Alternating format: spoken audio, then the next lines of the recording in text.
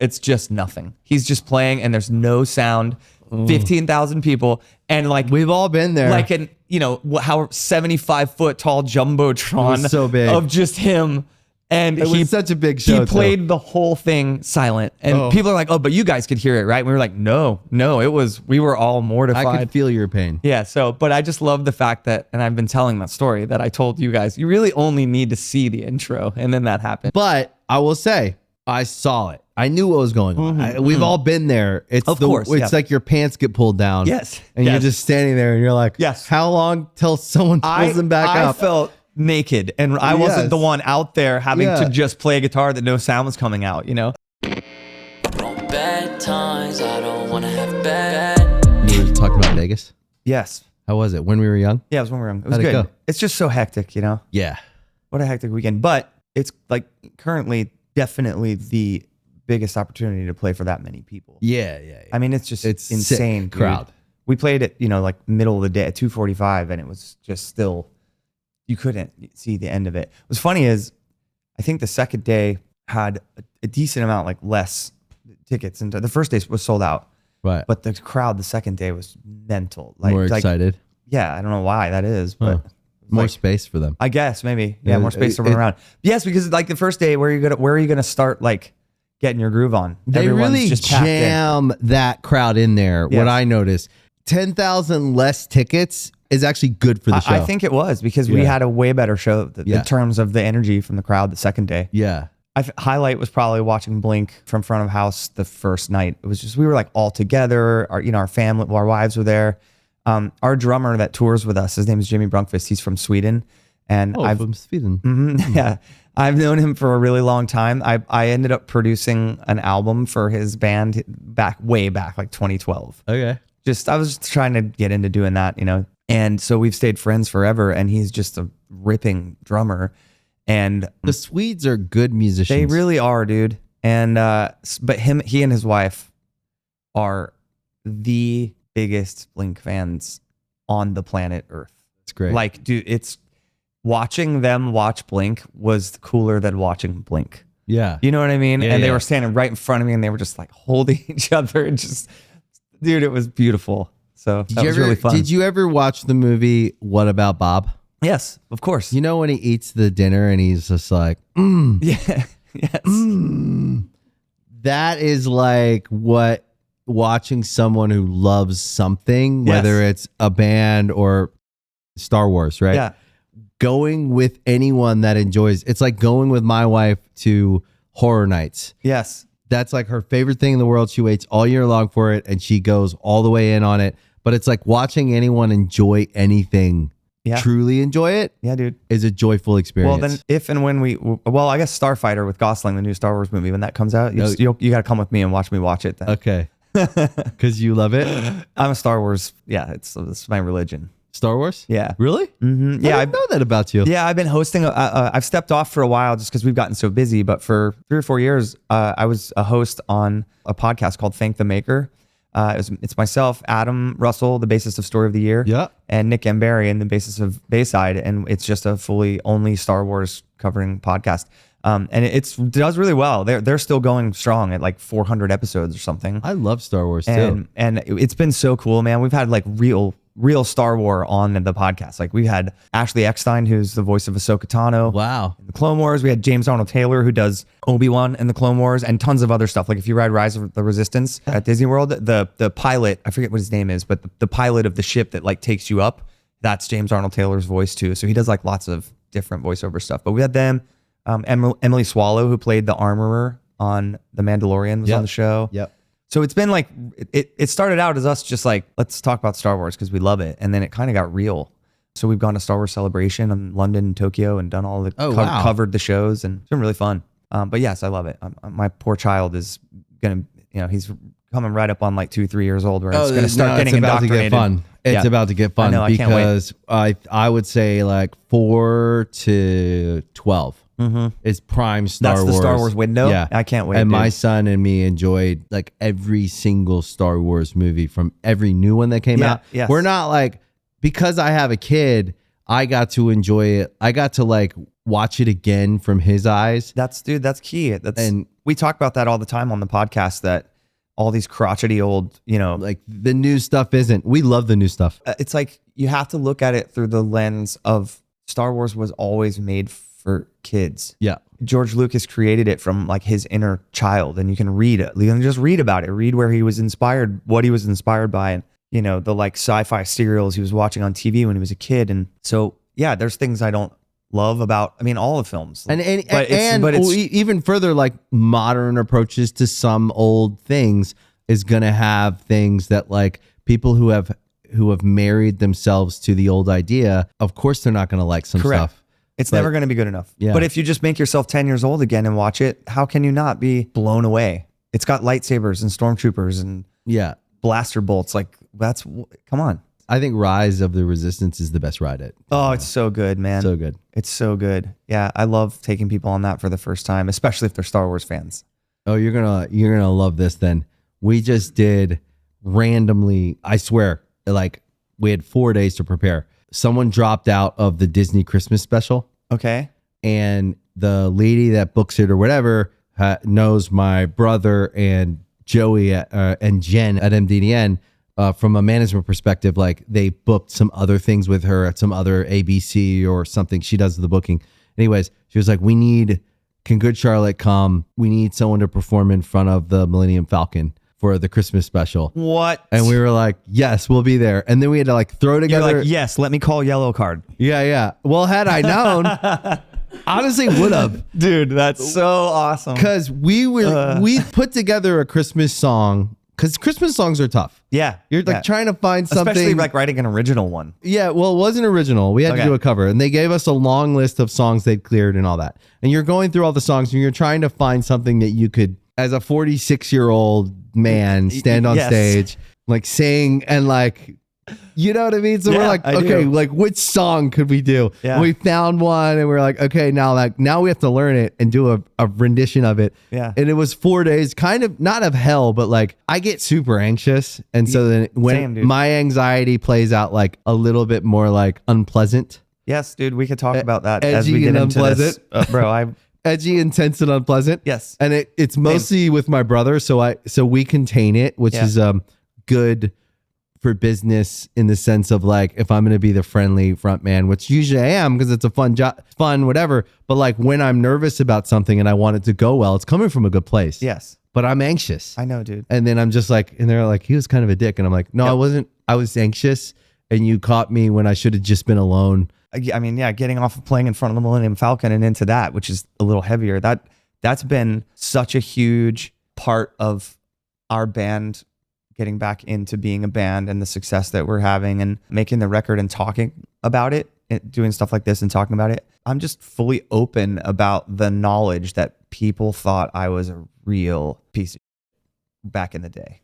Because it'll never go away. I mean, the end of this is a positive thing because it's like learning and finding, doing the work and finding the tools to deal with this. But I have such a reactive personality and combining that with, and I think I've had that like since childhood. It's, my dad, I love him so much, but I got it from him, man. Is he an edgy, intense guy? Yes. If he's not in a good place, you know it. Right. And I inherited that. And he, same as me, he's now later in life, he's worked on it and he's but I think you imitate that no matter what, if that's what you grow up watching, Of course. But I've learned a lot from him about how to be better about it too, because he recognizes it and realizes it. And, but anyways, back when we were first starting out, I mean, not even necessarily when Ocean Avenue happened and everything got really over the top, even when we were just touring around in the van trailer, like I always carried that anxiety. And a lot of that came from insecurity too. It was like,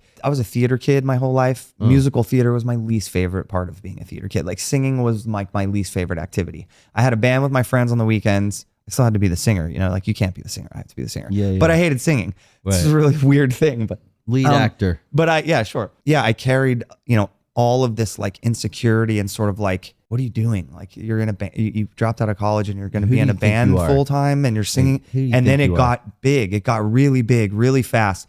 And it got worse for me because then I really had this like imposter syndrome going on. And if a monitor would feedback, or if a guitar was out of tune, or if something in a big pressure moment at a big show or whatever, I did not have the tools to keep it contained, as you just said. Like, I would just explode. I thought you handled it really well in Brazil. Thank you. Well, remember when that yes. your So ears weren't on? let's hear tangent story, like real quick. And that's a good example of, I meditate now, Yeah. and it's really helped me. Yeah, I meditate too. Really helped me in moments like that. Yeah. To recognize what's happening. I can't stop it. I'm about to trip, but I'm not going to. I'm going to let it pass on through. But that night, funny, I hadn't seen you guys in forever. And you were like, we can only watch a couple songs because we were playing after you. And I was like, yeah, no worries. But so we're doing this big, epic Top Gun theme intro. It was great. And our Ryan Mendez, our guitarist, is an absolute face melting guitar player. And so it's really fun because he gets a chance to just go out there and absolutely shred. And so on the first night in Brazil, you were like, yeah, we can only watch a couple songs. And I literally said out loud, it's okay. You really only need to see the intro. I said that out loud. And then we were having trouble getting our guitars working properly. And then all of a sudden we heard them. So we're like, okay, they're good. Let's go. Because we were getting yelled at to go. And as soon as they press play on the click and everything, it like reverted and they weren't working anymore. And poor Ryan, the first show in Brazil since 2012, there's 20,000 people there or whatever in Moment Curitiba. was stolen from and he him. had to walk out there, and where it's supposed to go, it's just nothing. He's just playing and there's no sound. 15,000 people. And like, We've all been there. like an, how 75-foot tall jumbotron It was so big. of just him. And It was such a big show, He too. played the whole thing silent. And people are like, oh, but you guys could hear it, right? And we were like, no, we were all mortified. I could feel your pain. Yeah. So, but I just love the fact that, and I've been telling that story, that I told you guys, you really only need to see the intro. And then that happened. But I will say, I saw it. I knew what was going on. We've all been there. It's Of course, It's yeah. like your pants get pulled down. Yes, And you're yes. just standing there and you're like, Yes. how long till someone pulls them back I up? felt naked, and I wasn't Yes. the one out there having Yeah. to just play a guitar that no sound was coming out, We all know that every single one of us who have been doing this longer than 5 years Yes. have been in that situation. For sure. And I thought you guys handled yourselves. I appreciate it. Again, I think it comes for experience. Yeah. Where if you've only been doing this for 5 years and you have that happen, you likely come off stage and rip everyone's heads off Yep. and yell at everyone. Yep. But when you've been doing this long enough, you know that the acts of God, which we can't control, the weather, Yes. the cuts out. You guys have a competent team. Yeah. Your touring Yeah. team. It's the You best guys have crew been we've ever had. touring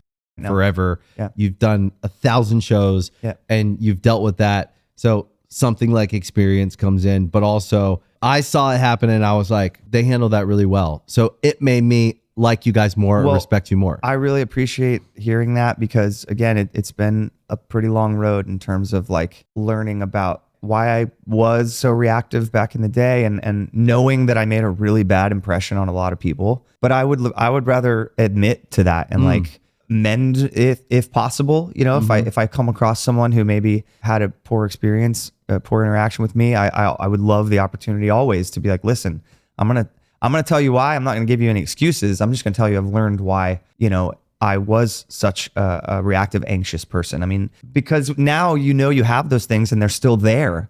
But once you can recognize that they're there, it's so much easier to have an understanding about them. And again, like kind of to the idea of meditation, of like letting those thoughts happen and exist, but you don't have to act on them.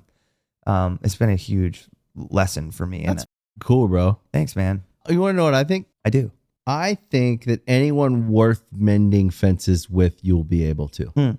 Yeah, I agree. I agree with that. Because we all have to, especially in like entertainment, right? And music and this thing, there's different kinds of relationships. There's like the relationship you have with this weird thing that you did at a young age. And you were also kind of like made to feel like it wasn't that important when it actually was. Yeah. And you were also made to think it wasn't that special when it actually was. Yeah.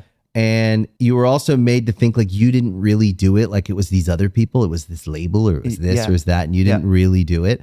So there's all these weird aspects of like, so the imposter syndrome, which we all have, we all come into this with low self-esteem. Yep. Most of us were like weird outcasts. That's part of why you start doing kids. That's why you do it. You're finding a place to be. And then you have some talent, and then you apply that talent, and then you start doing something, and then you achieve something that is unheard of, right? That's what it was. It not only was it special, it was virtually impossible, right? So you did that. And then the information you're receiving through implied messages, Yeah. not just the audible things. It's this implication, this implied stuff by the way the adults are all talking Yeah. to make you feel like you actually didn't do it. And it's this, and it's going to the radio, and it's this, and it's doing that, and it's doing this. Instead of like, oh no, this group of kids that are talented got together, they put their minds to something, they organized, they cooperated, they came up with a plan, they started going towards something, and they navigated a very virtually impossible situation to achieve something great. Yep. And now we're not all calling it great, because if we do, they might get too big headed. Yep. And then what'll happen if they do that? Well, we'll all get fired, and then we'll blah, blah, blah. And that's the nature of the music business. Yes. This is why we started a management company, because we wanted to right those wrongs, and we wanted to be the guys we wish we would have met. Yeah. Would just like tell us how things work and be straightforward. Yeah. So in a really weird business, if you come into it with some injuries and some deficiencies and some weak spots, and then you're not nurtured to grow, You're not. you're infantilized Yeah. by people who want to keep their jobs, Yep. then you act like a child. And we all did it in some way, Yeah. way, shape, or form. We acted like children, Yep. and we weren't nurtured, or we weren't encouraged to grow. We weren't encouraged to grow the up. Right. And then, well, what happened? Well, we went through the whole thing, and we all had our careers. And then the whole music industry died around 2011. And from 2011 to 2015, the changeover happened from MP3 on a computer, on a website, people ripping it and stealing it, to streaming. Then streaming became Spotify. I mean, we broke up. Right. Everyone Because of did. Right. You know? Credit to Fall Out Boy. They were Yeah. like the only ones survived. who just stayed at it. Yep. Stayed chipping away. Yep. We on the trip to Brazil, me and Pete and Patrick, Matt Coma was there, Benj was there, Paul was there, Billy was there. We were sitting in a lounge on a layover from Brazil, and we talked about that. And we told them, we were like, from 2011 to 2015, everybody, the whole thing died. Everyone said you're done. Mm-hmm. Like, That's when they like came back from their hiatus. and we said that to them. We were Was like, right you at the guys beginning were of like that. the only ones who just kept chugging along, and we give you guys a lot of credit for doing what you've done. And it was nice. They were like, wow, no one's ever said that to us. Well, and it's interesting too, because they really changed their sound at that time in such a big way. And we've all experimented with that to not much, to not much positive reception, I think too, or a lot of us have, but they just got bigger. They were like, we're just going to do this instead because we can read the room, and it worked, To hear them say it, their experience wasn't exactly, they say there were moments where it wasn't bigger, and it did feel like failure, and it did feel like we didn't know what we were doing. And I was like, but the important thing was you just kept getting back up and doing it. And what I learned in that time was, oh, no, we're not supposed to stop. We thought we were supposed to stop. What we're supposed to do is take a knee, catch our breath, which is what we were actually doing. Yeah. We at a young age, and this is me personally, I'm not saying you. Yeah. Somewhere in like 19 or 20 when we started touring, to then 21 we got our record deal, to then 22 we had a hit, went on that roller coaster ride. I stopped growing, and I stayed like 21 maybe. Yeah. And I had a young brain. And that's what this thing will do if you're not aware of it. Correct. And then somewhere in my 30s, like early 30s, in that like 2011, 12, and I had met my wife, I started growing again because I had a wife, and a kid was born, and the kid forces you to grow. Yep. So you're responsible for them. And then you get plugged back into growth. And then I think when you come back to this with a mindset of accountability, growth, and it's a bit more plugged into the reality of the thing, you can actually work from a more real place. I think you can enjoy it more. 100%, dude. I have the same exact story, just later. Yeah. The 2010s for us, we had really gotten into a place where financially we had to just non-stop. If we were not on the road, it was barely what we could do. Right. So we signed with Hopeless Records. They were amazing, but we would do a record. We'd go out for like 9 months. 2011, We're out 9-10 months. Came back directly into the studio. Another record. 2012, we're out 8-9 months. Done. Back in the studio immediately and did the 10-year anniversary Ocean Avenue acoustic record thing we did. Went right back out and toured that. By the time we were done with all that, we made a record that was really outside the box for our band, and it fell pretty flat on its face. It's my favorite record we've ever made, but it just wasn't what people were looking for from us, you know? And Well, that's okay though. it is because I again, it's my favorite record. That's it. But then, so 2014, 15, the decline was very steep in terms of how are we going to actually keep making a living that's worth being away from home for 10 months a year still. Yeah, that's 15 years in. Like, I'd rather 16 years just in. go get a job. You know, yeah. And so especially, Sean, our violinist, he had kids first, and he was just like, dude, I'm done. I can't do this anymore. And we had to come to a really hard decision that it was time to step away from the band and not to take a break. But when the whole like, well, all bands break up and come back, we dissolved our LLC. We shut it down. It was like the storage unit with the gear. If you get what you want, because if whatever's left, we're donating to music schools and stuff. You know, Wow. we were done.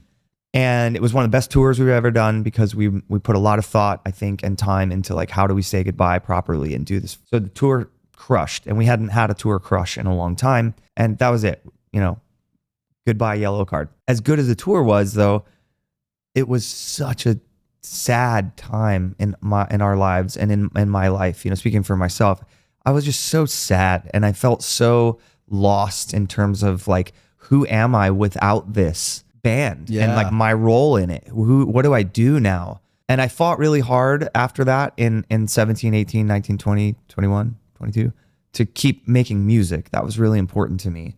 And it was really hard. And I got back in a van with my buddy who was my guitar tech in Yellowcard, and you know, put work gloves on and was humping gear upstairs into bars to play on my little solo EPs I released. I just did it because I had to keep playing music and writing and recording music. But when the pandemic hit, that's for me when everything you just said about really growing is when it started, because I ended up in a situation where I was kind of back in Florida close to my parents during that whole time.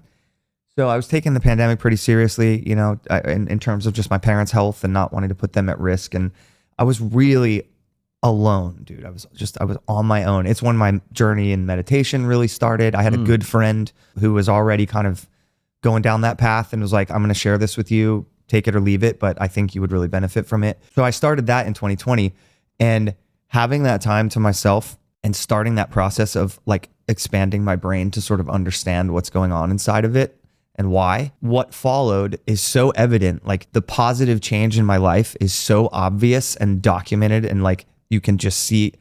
The pandemic ended.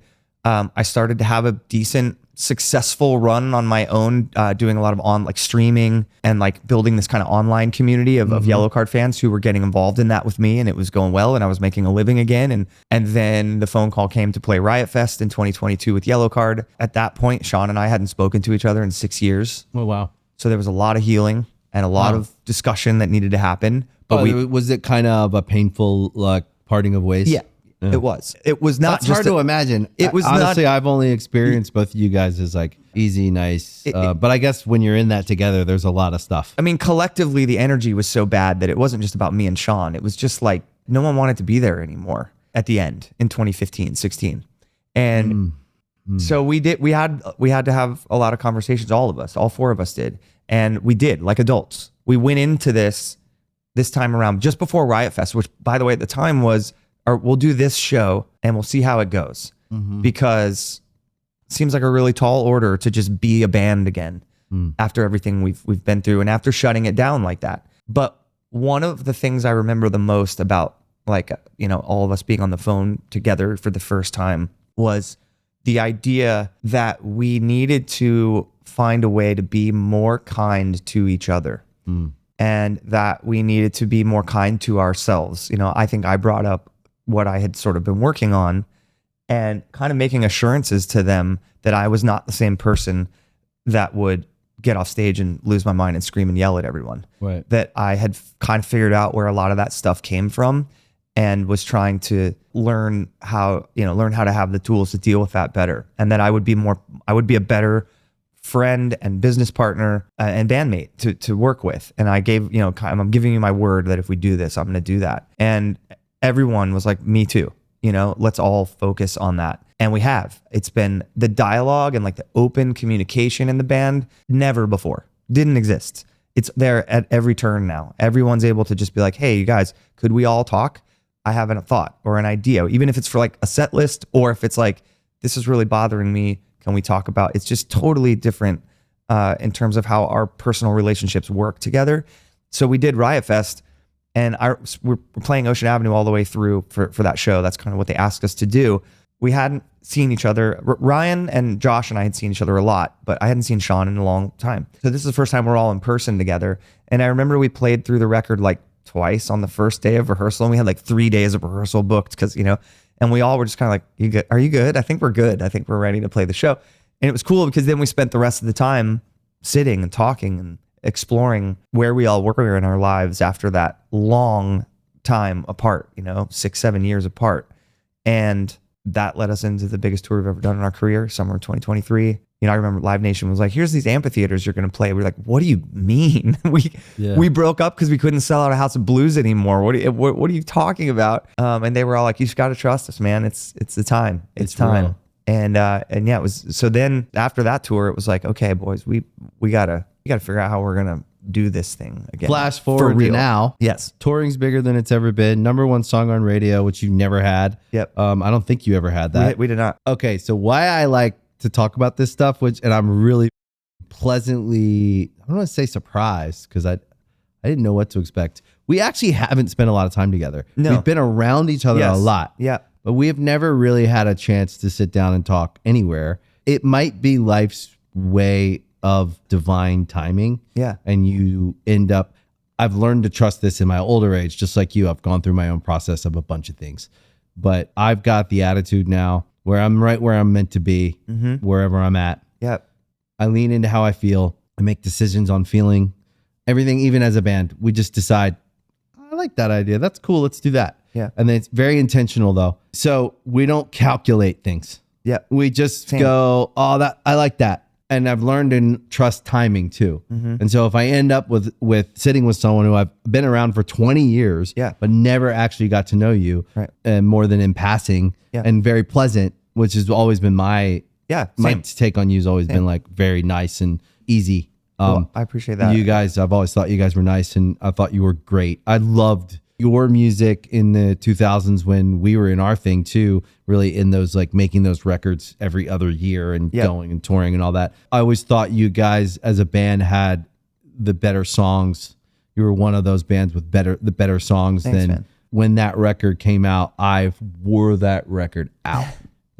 Well, we owe a lot of that to Neil Avron, our producer. He was like, he's great. Like, you guys have a lot of talent in here. Let me show you how to write a song properly. Yeah. Maybe this is when we were meant to like know each other deeper than, surface level highs and how's it going and good to see you guys. Yeah. I feel like there was something, and we talked about this, like you guys kind of coming over to say what's up in Brazil. We were like, man, that's rad. We haven't seen them in a long time. And just to have that moment before we played.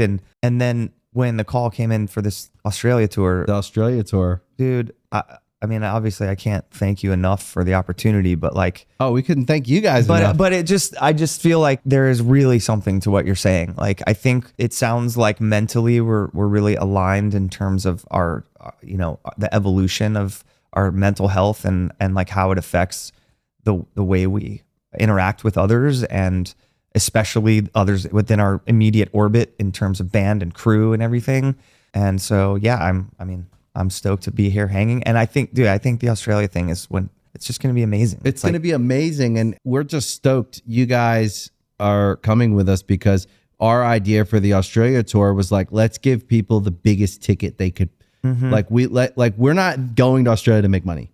We're going to Australia. Neither are we. You know what I mean? I know that. And so and you guys have been amazing at accommodating. But we were struck at how quickly you guys said yes, because that tells me the same thing. Yeah. It's someone who's thinking bigger than these 5 shows or however many shows it ends up being, who knows. Right. It's someone who sees what we're trying to deliver is something that's outside of us.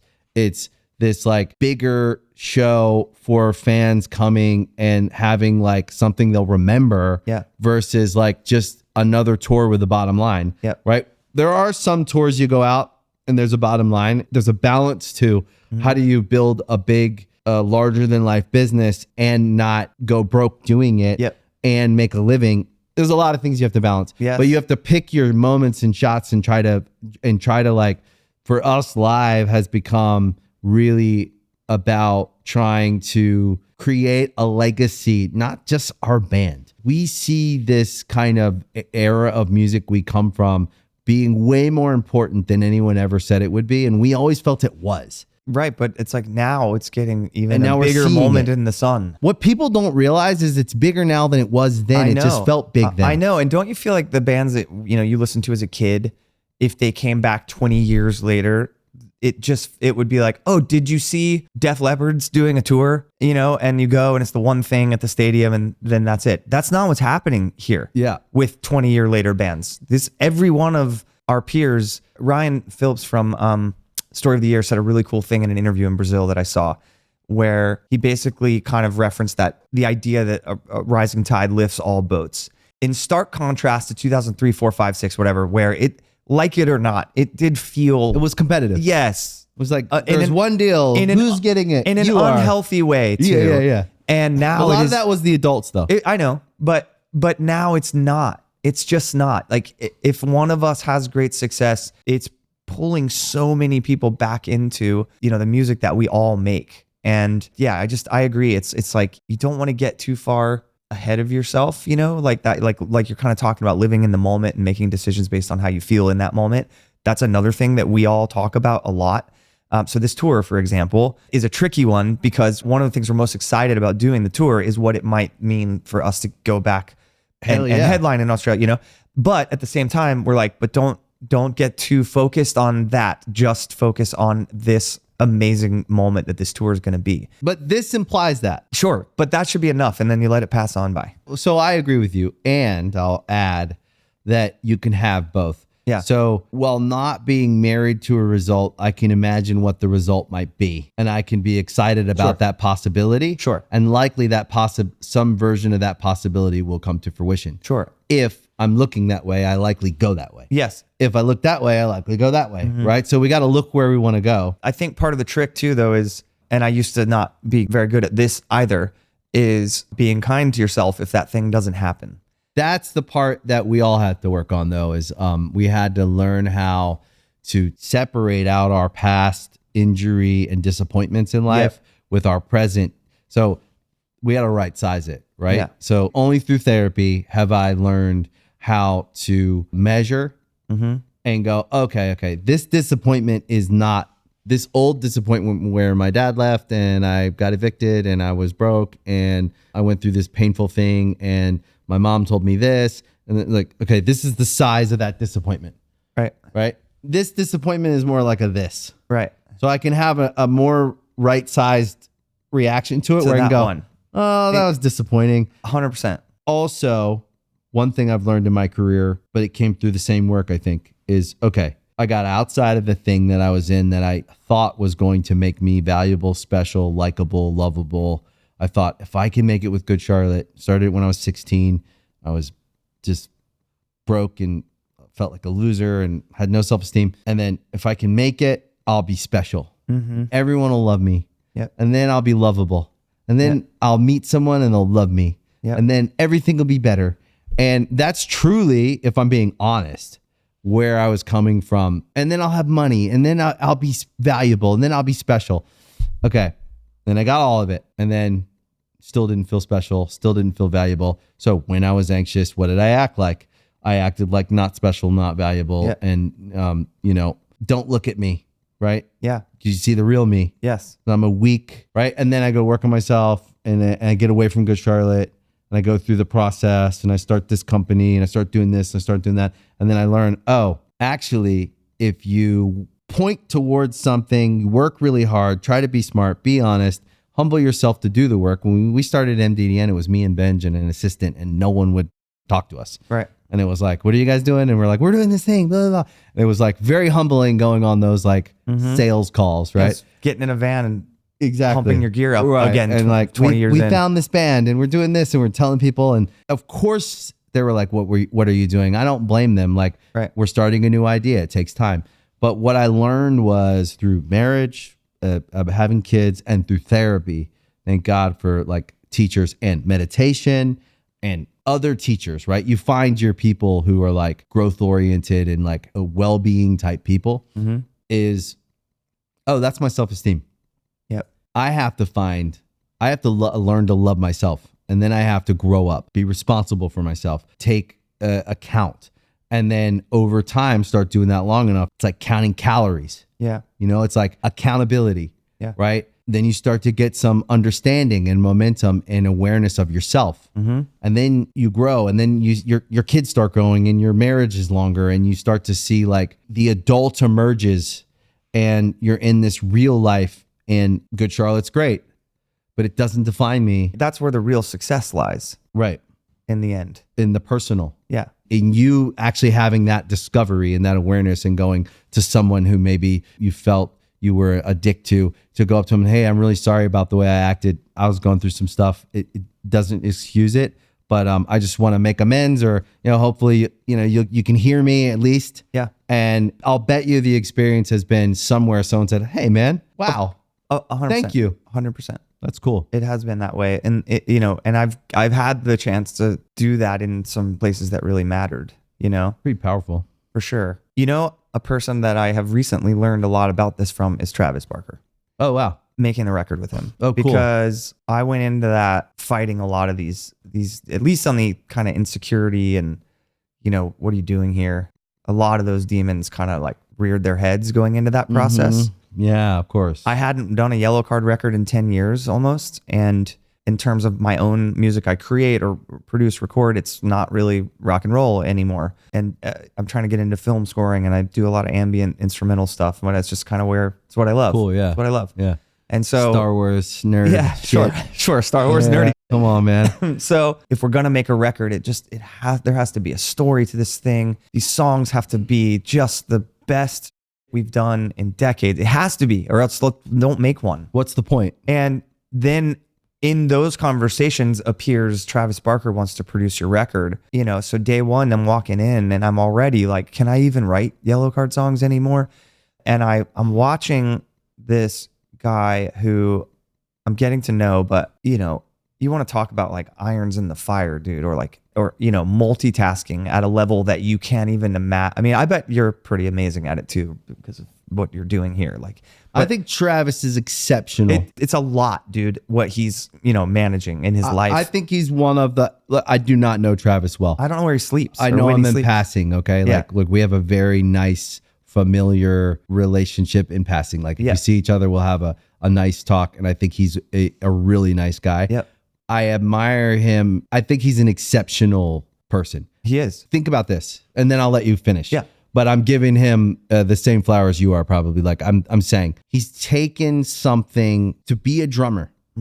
He's made it an aspirational accomplishment to be a great drummer. Yep. And he's created a model for people to follow, and people have. Yeah. Of what a drummer can be. And now certainly there's been famous drummers from other bands because they're great musicians. He's an exceptional musician. Yeah. And he's like one of the best drummers of all time. But what he's made the career path of what a musician and a drummer can be with what he's accomplished is aspirational. And that's what I always look at as like, it's like Shohei Ohtani. What can a baseball player be? Well, they can be a pitcher, or they can be a batter who plays a position really well. Yeah. And like Shohei's like, nope, I'm going to be do everything. I'm going to do it all. Right. Yep. And that's what Travis has done for drumming. And I don't know if enough people give him credit for what he's done for rock and roll over the last 10 years when rock and roll was dead. Yeah. And he, again, like a Fall Out Boy, there's a few others, kept their feet moving and kept blazing kind of a trail for the people behind him. Yeah. So I look at him like that. I think he's exceptional. He is. And I, coming into the studio while I was feeling all these things, I had this, really conscious thing of like, you cannot show this, you can't there was a pedestal still, You know, Yeah, I was of like, you course. can't let Travis Of Barker course. see you get upset, or Yeah. you can't. And Healthy respect though for the. but it happened early once. I was trying to get a vocal and it was not going well, You and lost a little bit. I didn't like lose my. I just was so visibly frustrated and kind of like in a I give up Yeah. mentality. That's me. And talk back off. Travis comes in, and we've known each other for, at this point, like known each other for 2 weeks or 3 weeks of our Right. life. Yeah. Comes into the booth, man, and just sits down with me and talks to me about not being hard on myself, and most importantly, being like, I'm here, dude. Like, I'm not just gonna be like walking in to check on you guys. I'm making this record with you. I'm in this, or I wouldn't have asked you to be here. I believe in you. I'm gonna sit here as many takes as it takes. That's what I do. And I was like, Pretty awesome. bro, I mean, it was a life-changing thing, because I'm like thinking about how many plates that guy has spinning all day, every day. But again, this is kind of pedestal-y to talk about him this way, and I don't want it to be taken the wrong way. He's on a podium. Though. Yes. He's got he's got a bunch of gold medals hanging around his neck. Correct. Right? And so to feel seen and respected and connected in a creative way like that right off the bat, I immediately was like, that is never going to happen again through the rest of this process. You are never going to go to a negative headspace. You're going to step away from the microphone and make some tea, go relax for a minute, come back, try it again. I feel like I did really well at like keeping that mentality, but it was really just that one conversation turned it for me. And then again, watching his work ethic and how invested he was in our record, it's like if he had to be like, I got to go take this call for whichever many brand, of the empire that he had to go work on, but I'll be right back. He's back. He's in the room. Got there before any of us left, after we all, left last every night. Yeah, he's a killer. He's a killer. I don't know when he sleeps, but it was a really, I think it was a really cool addition to all of the other things that I've tried to work on for myself, was him being put in my life to kind of be a good example of how to be a good dad, how to have a good work ethic, how to stay unbelievably positive no matter what. Just the billboard of PMA. And I learned a lot. I learned a lot in the studio. And I mean, man, I again too, I think all this stuff, all that positivity, all these lessons, they're manifesting. I mean, look, we're going to play 15,000 seat arenas with you in Australia. It keeps getting cooler. Yeah. It's like this stuff keeps getting better and better. And I that has to be connected with. It's 100% connected. It's absolutely wherever you point and shoot is where it goes. Yeah. And wherever you look is where you go to. And so you got to always check in with where you're looking. Yeah. And because if we get in our own head and we start looking down, we will go down. So bad at that. You know what I mean? So am I. Yeah. And what Travis did, which is important to kind of notice, right? Because it tells me a lot about him too, because he's an animal. He is. He's an instinctive, you can tell he's not sitting there calculating everything. No. He feels and goes. Yep. And it's like there's a natural kind of like killer in him. He's been around anyone in the world you could think of, from the most famous to the most gangster to the most street to the most this to the most that. Yeah. The whole spectrum. So he's a master class on humanity. Yes. And characters and working in this environment. And he sees things probably, he gets there really fast, faster than the average doctor probably or therapist. That's the thing is what we do, it gives us experience with people that give us skills that something like therapists have or doctors have, because we're around so much different kinds of interactions. I think we with cram people. a lot more life experience in a shorter time than most human beings. Right. get. So what Travis did was stop, call a timeout, and have like a therapeutic conversation with you about your process, because he saw something. And because you're smart, right? This is why you're successful. You're the same. You have natural instincts. You go to the win, not the loss. Yeah. Even if you went to the win, you won, and then you went to the loss because you couldn't believe the win was real and you were trying to test it or whatever you were doing. Like, we've all blown up our own somehow, some way, somewhere. But the winners get back on track if you have that natural drive towards the good, and you're a manifester. So you manifested your career. You dreamed it, and then you got together with your guys and you guys talked about it, you cooperated, you tried, and then it started happening. And it felt like magic, but it wasn't. It was like years of work. And it was, so if you think about that, if you were not smart, you'd go, yeah, thanks, Travis. And you wouldn't hear it. Right. And you go right back to what you were doing. Yeah. But because you're open and you're smart, you hear him and go, oh, he's communicating something to me. Yes. That he thinks is important. And all right, I'm going to try that. That's a great reminder. Yeah. And I've already been working on it. Right. And so those are moments you would not, what I'm saying is you got there and you were ready.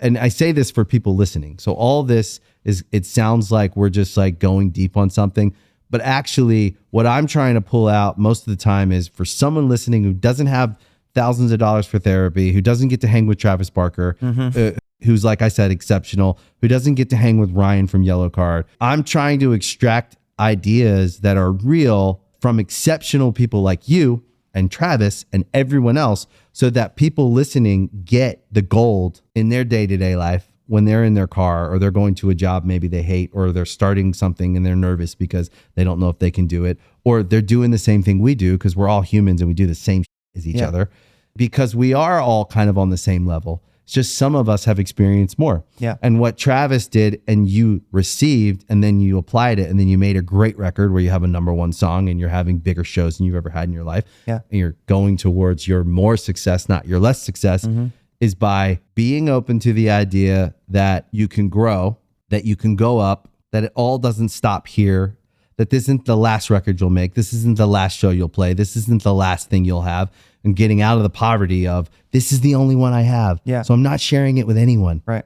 This is the only tour we're ever going to do. So we're not sharing it with anyone. Yeah. Right. Instead of that, we're going, no, this is more leads to more, leads to more. And it all kind of gets bigger if we let it, and we don't get in our own way.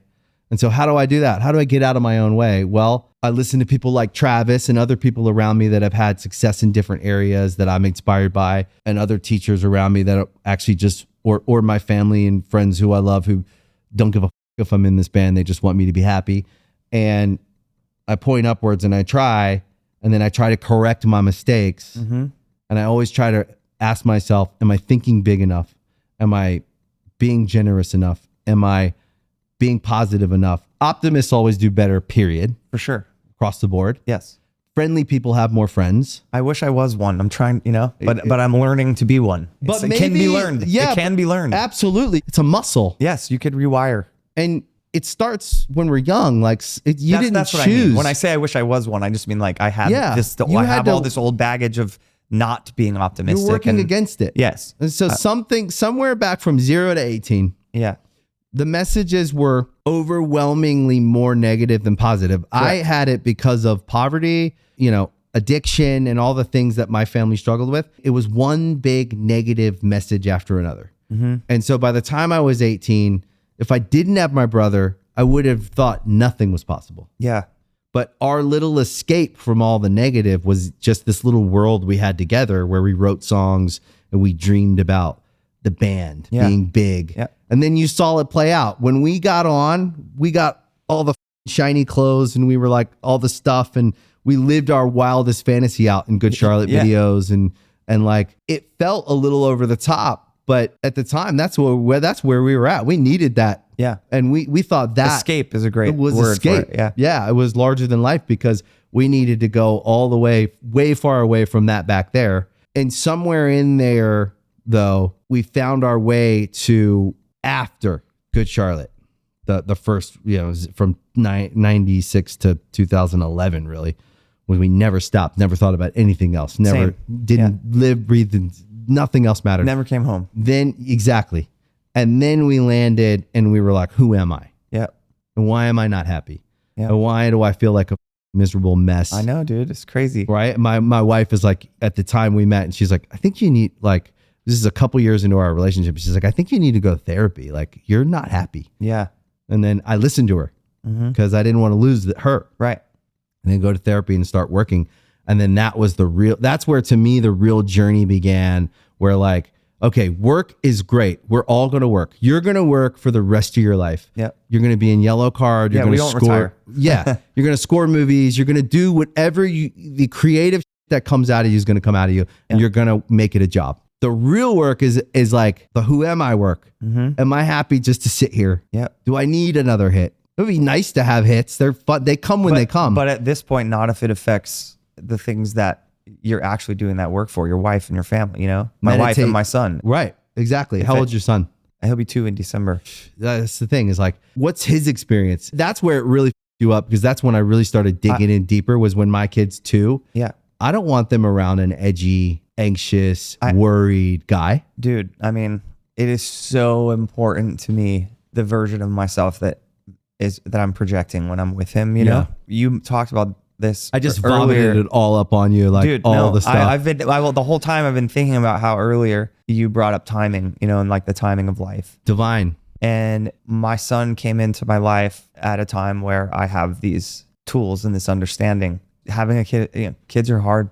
It's hard to do. It's hard work, you know, and you have to look in the mirror. And yes. And so it's crazy. Talk about, you know, an amp blowing up at Warped Tour in 2004 and me losing my mind because the show went down. How does that compare to the struggles you face when raising a child?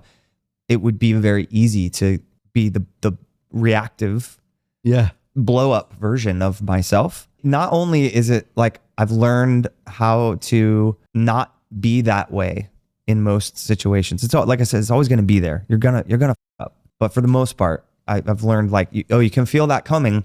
Let that move on by, dude. Don't act on that thought. When I do that with my son, it's just like a conscious, incredible feeling to go, man, pat yourself on the back, because that was the really stressful, intense, hardcore situation, and you stayed calm and level, and you solved the problem.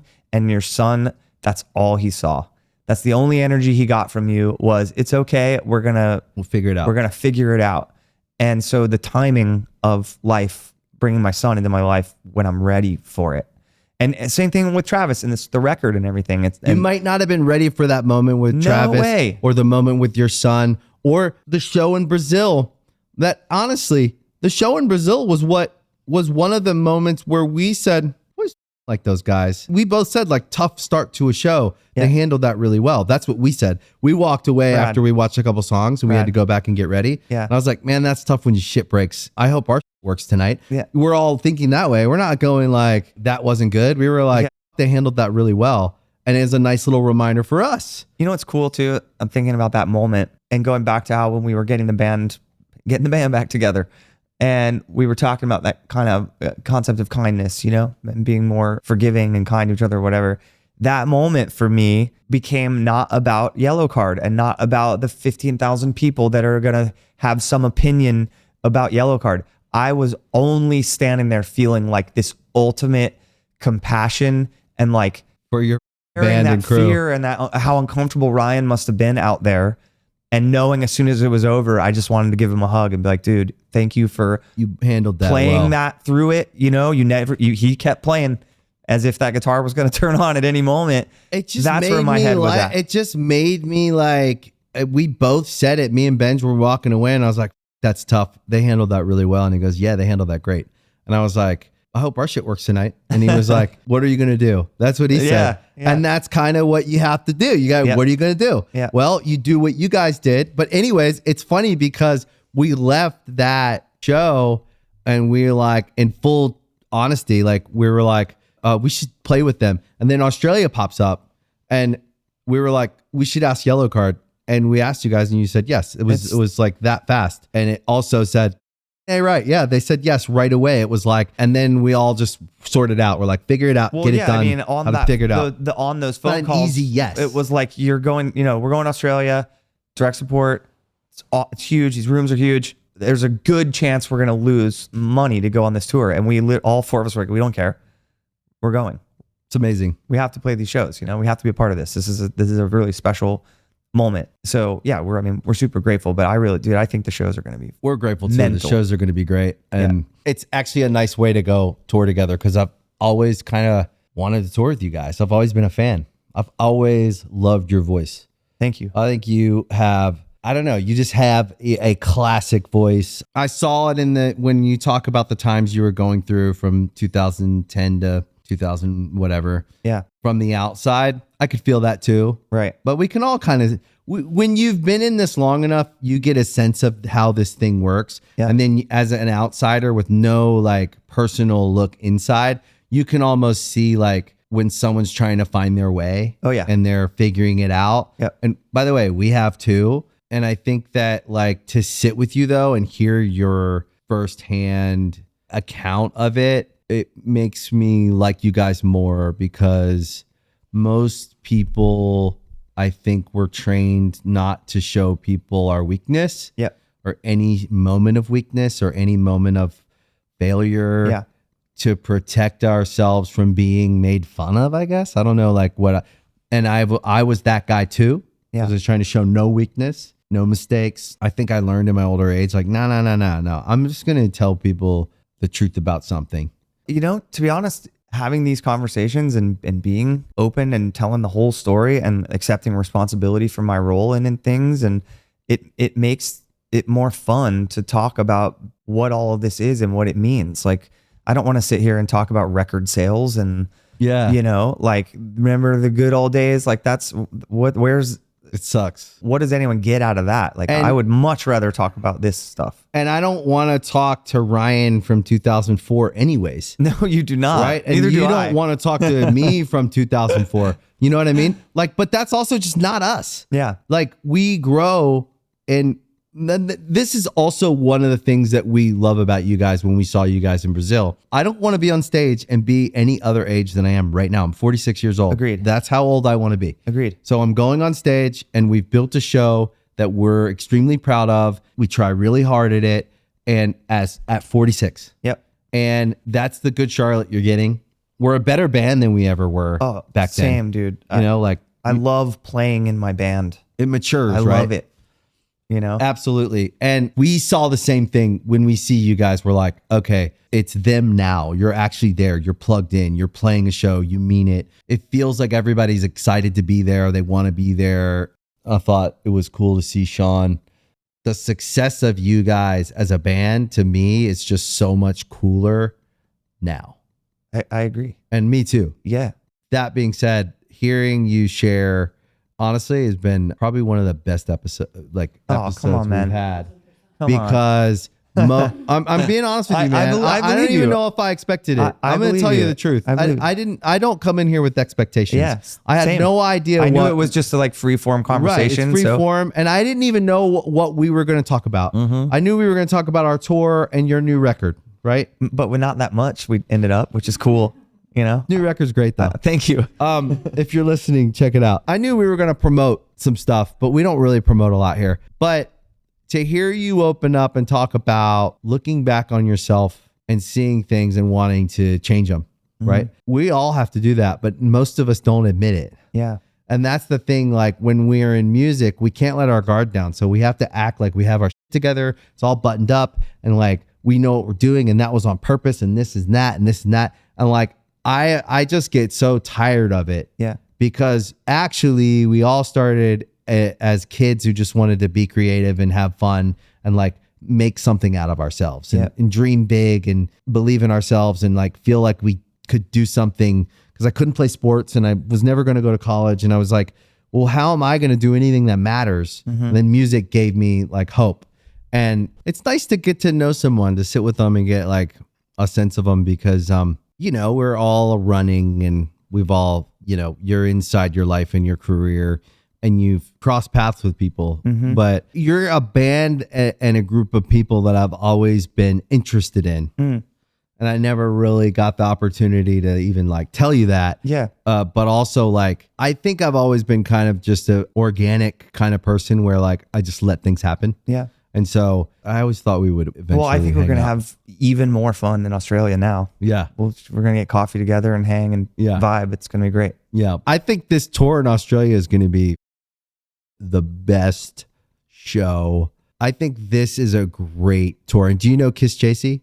No. Okay. I don't. Like OG from the same time, Australian band. Okay. Like really good band. All right, cool. Really great band, really great songs, and like it's a big deal. I can tell that Australians are very They excited love them. that they're on the tour. We've even been talking like, should we add another band before them and really stack it? But it feels like Body Jar?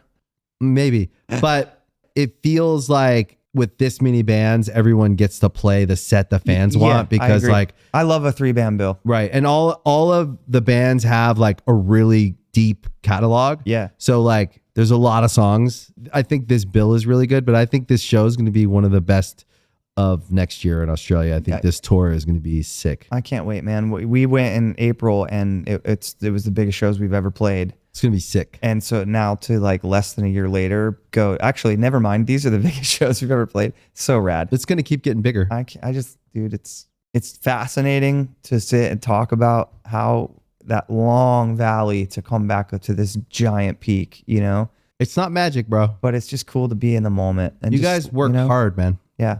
And it's not We do. magic. It's you guys getting together and figuring it out. Yep. Ryan, thanks, bro. Dude, this was awesome. It's awesome. So glad I got super sick, of course, release week. Yeah. And we had to move this, but I'm so glad we got it done. Yeah, this is laid back. a Anytime hang. you want to come, you can come.